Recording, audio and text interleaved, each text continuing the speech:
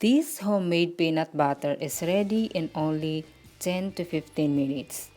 And you only need mixed nuts or peanuts and salt, coconut oil, and a blender to make it.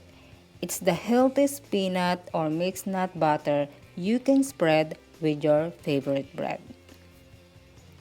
Just add or put the mixed nut or peanuts in a blender or to the food processor and start process it.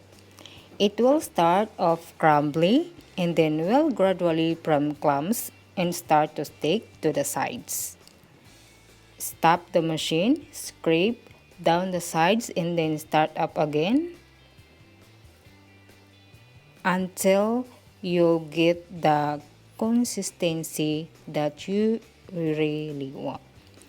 And then add your salt and coconut oil and then start process it again until it turns into a smooth and creamy peanut butter or mixed nut butter. I hope you will love this gorgeous homemade peanut butter or mixed nut butter.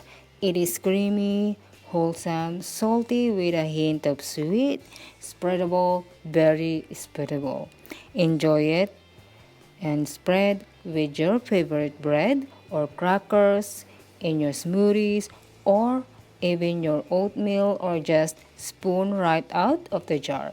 Keep it stored at room temperature if you will use it quite quickly or in the fridge if you want it to last a few weeks.